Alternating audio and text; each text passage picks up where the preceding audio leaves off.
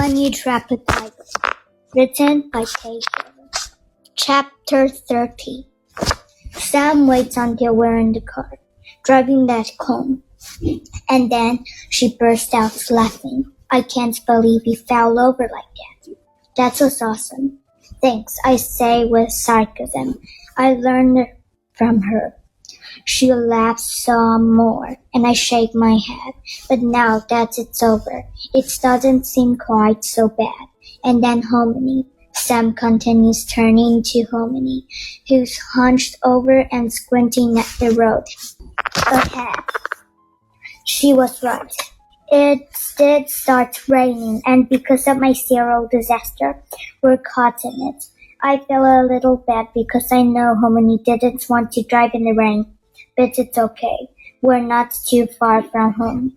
I can't believe we made those guys help. And then you lectured them like that, Sam says. Hominy nods. When something's wrong happens, you fix it. I can tell if the wrong thing was me knocking over cereal, or what Ricky said, or maybe both. Sam shrugs. Okay, but honestly, the man was a jerk. You were way nicer than he deserves. Hominy glanced over at Sam, then at me, her eyes serious. When I am very little, before my mom leaves, she tells me something important. She says, Aja, learn this. Everybody have good and bad in time. But sometimes they so focused on sad, scary stories in life that they forgot the good. When that happens, you don't tell them or bad. That only make it worse. You remind them of the good. I turn her words over in my head. Is that why sad stories are dangerous, Hominy? Because they make people bad. She starts to answer, but the cough steals her words, and she shuddered. Maybe it's just the shadow of raindrop hitting the windshield and the fading evening light, but I notice that she looks pale. Her skin is splotchy. She shuddered again, and Sam glances back and forth between Hominy and the road. Hominy, road. Hominy, Sam asked. She put her hand on Hominy's shoulder and is about to say something when the car shuddered too. Sam grips her armrest. What's wrong, Hominy? Are you okay? Hominy doesn't answer. She stares straight ahead, shaking her head slightly. I follow her gaze, and I see the tiger. It stands right in front of us, eyes locked on Hominy's. And the weirdest thing, it's like it's not raining around the tiger. The tiger isn't getting wet, as if there's a protective bubble around it where the rain refused to fall. I turn to Hominy and I can tell she sees it too.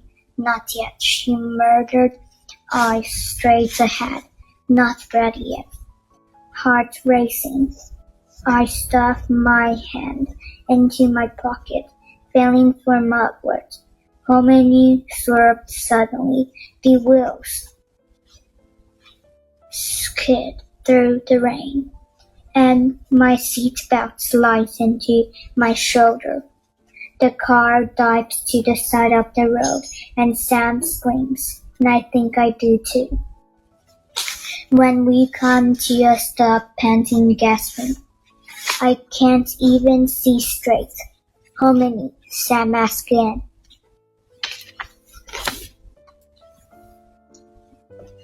But Hominy starts coughing uncontrollably in the rearview mirror. Hominy, whole face pucker like a sore plum seed. Then Hominy in motion, and we can't stop her.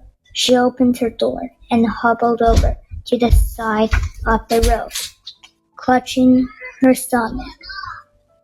Hunched, she dropped to her knees, and her body shook as she coughs. Sam and I rush out of the car, and I spin around, look for the tiger, but it's gone.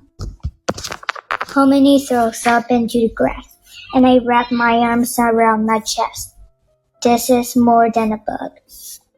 I stand on the side of the road in the rain, paralyzed as I watch her. When something wrong happens, we're supposed to fix it, but what if there's nothing we can do? When Sam turns to me, her face is moon white and her eyes are wide. What do we do? She asks, which is unfair, because she's supposed to know. Big sisters are not supposed to get scared. Little sisters get scared. And then big sisters comfort them and say, it's okay, I'll be the man. Seriously, what do we do? She repeats, as if by saying it louder. She can demand an answer from the universe. Hominy heaves a sound raw and heavy, and I try not to hear it. We should call 911, I say, only it comes out as a question. Sam shakes her head. You don't call 911 for vomit. But she doesn't sound so sure. She holds her phone on her hand, staring at it, like she wants to make the decision for her. Do something, I whispered, and Sam stared back. Eyes wide, hand shaking. Mom, Hominy gasped. Call you Mom. Sam dialed, and 10 minutes later, Mom tires screech against the road behind as she throws her car into park behind Hominy's, and we are safe from having to save our Hominy. Mom still's in her interview clothes, still in work mode, and she shouts at us as she runs over to help Hominy up. What's going on? What are you doing out here? She's not supposed to drive. Why didn't you call me sooner? Sam, I told you to call me if anything was wrong. Only she's not really talking to us, because she's too busy to Hominy. She dabs Hominy's lips with tissues, rubs her back. She used to do that to Sam and me when we got sick. Only we're the kids, and Hominy is her mom, so everything is upside down. Mom pulls a pill out of the purse and tries to slip it into Hominy's mouth. Hominy turns away, protesting, but Mom insists. I turn to Sam, looking for answer, but Sam doesn't see me. She's too busy staring at Hominy, chewing her thumbnail so hard I'm afraid it's my squeak. I need to take Hominy to the hospital. Mom says, can you drive Lily back? Sam frozen. She can't even answer. Mom swears fine.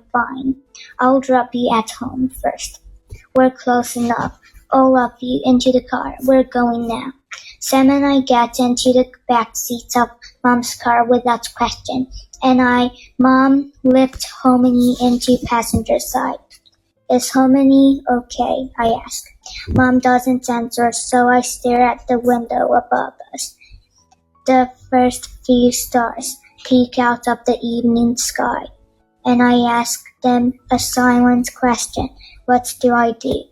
The stars seem to dance as we drive past, and even though they are a lifetime away, I can almost hear them singing their stories. What do I do? I ask again. They won't get me. Fix it.